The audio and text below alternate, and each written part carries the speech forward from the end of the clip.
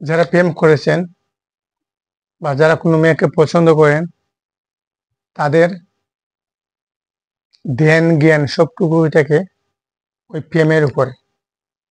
কিন্তু সে বুঝতে পারতেছে না সে তার মূল্যবান সময় নষ্ট করতেছে। এবং একটা সময় একটা স্টেপ পরে যখন দুজনেই বুঝতে পারে, মানুষ তো প্রেম ভালোবাসা করে, একজন ছেলে একজন মেয়ে যখন একটি সম্পর্কে জড়ায়, তারা আগ পিছ কিছুই ভেবে চিনতে কিছুই ভাবে না, তারা সম্পর্কে জড়িয়ে পড়ে। কিন্তু যখন বিবাহের সময় আসে, যখন তারা বিয়ে করবে, তারা অনেক কিছুই নিয়ে চিন্তা ভাবনা করে।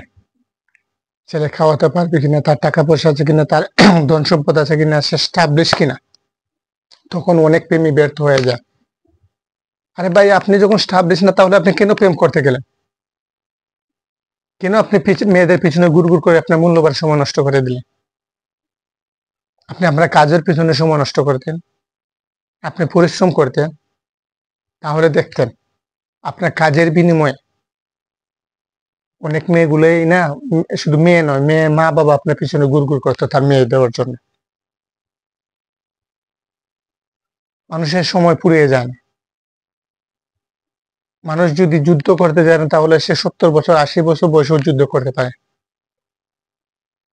আপনার ভিতরে যদি বিন্দু মাত্র জেদ থেকে থাকে, তাহলে আপনি এই আজে বাজে জিনিসগুলো ছেড়ে দিয়ে আপনি আপনার জীবনে সফল কিভাবে হওয়া যায়, কিভাবে স্ট্রাগল করে কিভাবে উন্নতি করা যায়, কিভাবে আপনি নিজেও সফল হবেন এবং আপনার আশেপাশে অনেক মানুষকে, বেকার মানুষদেরকে আপনি উৎসাহিত করবেন, উদ্যোক্তা তৈরি করবেন, কিভাবে আপনি একটা বেল্ট সৃষ্টি করবেন, একটা লাইন সৃষ্টি করবেন, যেখানে শুধু আপনি সফল হবেন না, আপনার আশেপাশে অনেক মানুষ সফল হবে।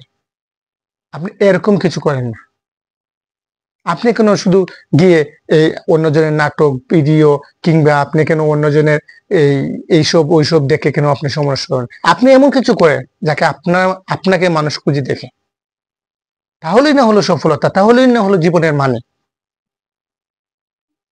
আপনি অনেক কিছু করতে পারবেন, আপনি অনেক বন্ধু বান্ধবকে সময় দিতে পারবেন, অনেক বন্ধু বান্ধবকে খাওয়াতে পারবেন, নিজেও খেতে পারবেন, কিন্তু এটা জীবন না। এই জীবনে কোনো মানে নেই। আপনার জীবনে যখন দুঃসময় আসবে, তখন দেখবেন আপনার পাশে কেউ নেই। যাদেরকে ছাড়া আপনার এক মুহূর্তও চলে না, দেখবেন একদিন ঠিক ওদেরকে ছাড়া আপনার এক মুহূর্ত কেন 100 বছরও চলে। আপনি এমন কিছু করেন যাতে আপনাকে কেউ কিছু বলার আগে 100 বার চিন্তা করে।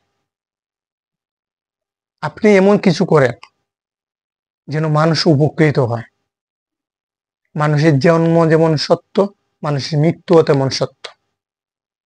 মাঝে যে সময়টা আছে, আপনি আপনার ধর্মের অনুশাসন মেনে চলেন, আপনি ইবাদত বন্দিগি করেন, সাথে আপনি এমন কিছু সৃষ্টি করে যান, এমন কিছু পরিশ্রম করুন, যাতে আপনি মরে যাওয়ার পরেও 100 বছর আপনার নাম জলমল জলমল করে। আপনি একজন সৃষ্টিকারক হন, উদ্যোক্তা হন। আপনি এমন কিছু করেন যাতে মানুষের মনের ভিতরে জায়গা করতে পারে। যদি মানুষকে আপনি ভালোবাসেন, শুধু মুখের ভালোবাসা দিলেই হবে না, তাদের তাদের জন্য কিছু করেন, তখন উনারা আপনাকে মনে রাখবে। আপনার চেহারা ভালো, অনেক টাকা পয়সা আছে, এটাই কিন্তু সফলতা না। আপনার বাবার সম্পদ আছে, আপনার কি আছে?